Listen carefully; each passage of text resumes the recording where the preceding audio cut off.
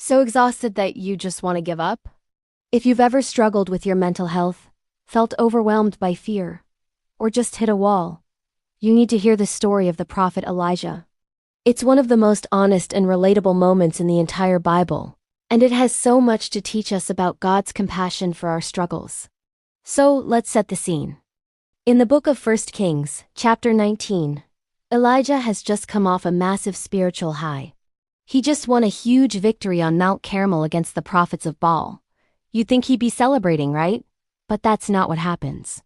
Immediately after this incredible moment, Queen Jezebel threatens his life, and everything comes crashing down. Elijah is hit by a tidal wave of fear, exhaustion, and emotional burnout. He runs for his life deep into the wilderness, collapses under a tree, and basically tells God, "I'm done.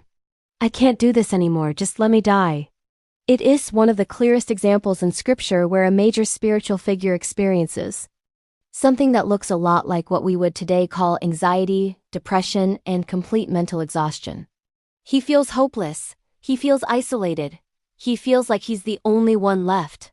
He's totally overwhelmed. This isn't a failure of faith. It's a deeply human moment. And I think many of us can relate to that feeling of having nothing left in the tank. Now, here's the most beautiful part of the story. God's response. How does God react to Elijah's breakdown? Does he rebuke him? Does he say, "Toughen up, where's your faith?" No, not at all. God's response is filled with incredible compassion and tenderness. He doesn't condemn Elijah. He cares for him. What does God do? He sends an angel. And the angel doesn't give Elijah a lecture. The angel gives him what he actually needs. First, rest. The angel lets him sleep. Then, food and water. The angel waits him gently and says, "Get up and eat." He understands that you can't solve a spiritual crisis when your body and mind are completely depleted. This is such a powerful lesson for us.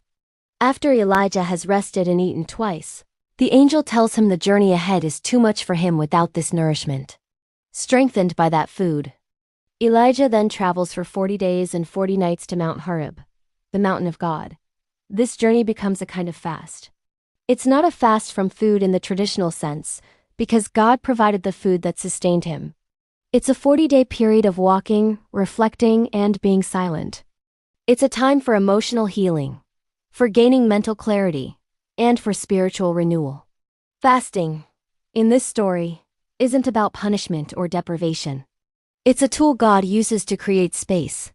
It quiets the noise of fear and anxiety so that Elijah can finally hear God's voice again. And that brings us to the climax of the story. At the end of his 40-day journey, Elijah is in a cave on the mountain, and God asks him, "What are you doing here?" Then, a powerful wind, an earthquake, and a fire pass by, but the Bible makes it clear that the Lord was not in any of them. After the fire, there was a sound, a gentle whisper, a still, small voice. And that is where God was. This is so symbolic. When our minds are loud with stress, fear, and anxiety like a wind, an earthquake, or a fire, God often doesn't shout over the noise. He waits for the quiet. He speaks in the whisper. Fasting, whether from food, social media, or just the busyness of life, helps us create that quiet space to hear him.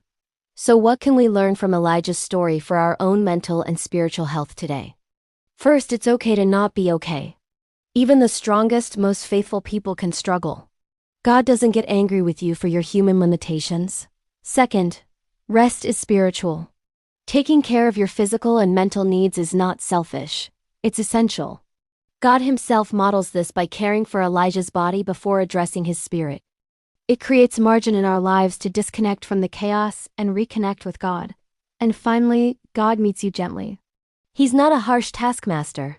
He's a compassionate father who comes to you in a gentle whisper, ready to restore you. If you're feeling burned out and alone, remember Elijah. You are not the only one who has felt this way. And God is ready to meet you with the rest, care, and gentle guidance you need. Thanks for watching.